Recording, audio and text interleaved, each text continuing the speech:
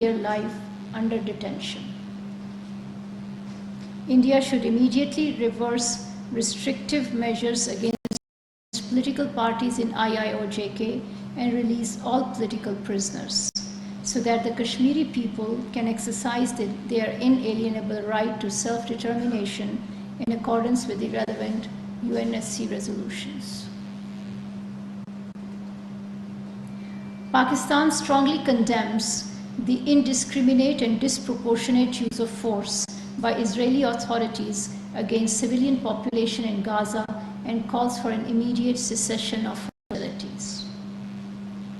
We are deeply concerned about the fast deteriorating and dire humanitarian situation in Gaza due to the inhumane blockade and collective punishment by Israeli forces.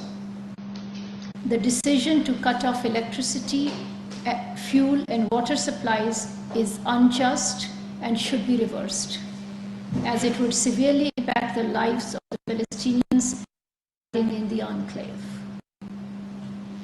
Israel must also bring an immediate end to its campaign of indiscriminate bombing against the people of Gaza.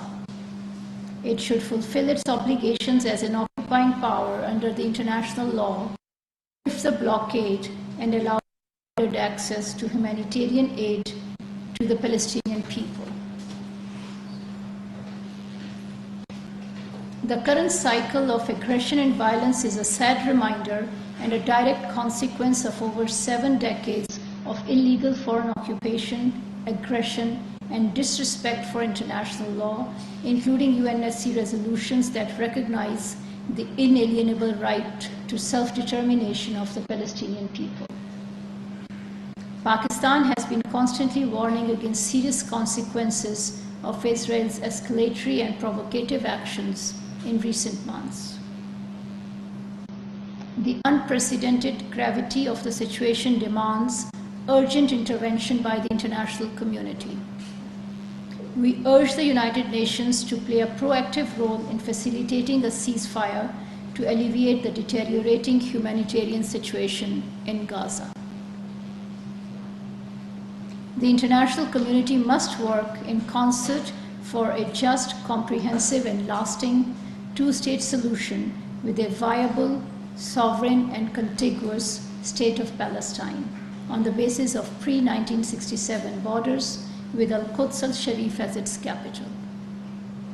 Peace in the Middle East will remain elusive in the absence of such a solution.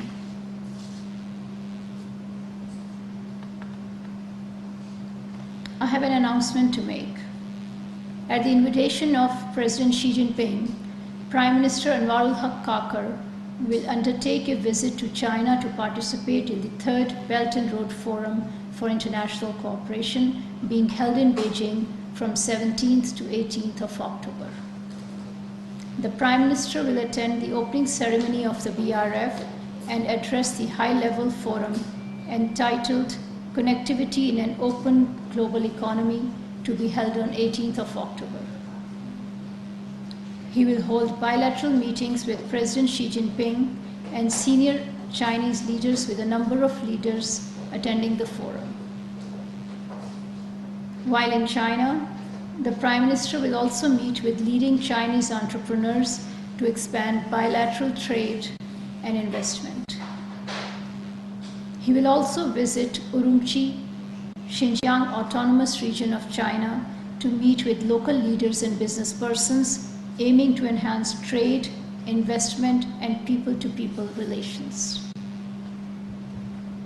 The visit of the Prime Minister comes in the backdrop of the ongoing celebrations marking the 10 years of China-Pakistan Economic Corridor, the flagship project of China-Pakistan Belt and Road Initiative. In his engagements, the Prime Minister will highlight the key achievements and future priorities of CPEC and reaffirm Pakistan's strong commitment to jointly promote its high-quality development. I thank you. तर्जुमान दफ्तर ख़ारिजा Mumtaz Zahra Bloch Islamabad में हफ्तावार news briefing दे रही थी। उन्होंने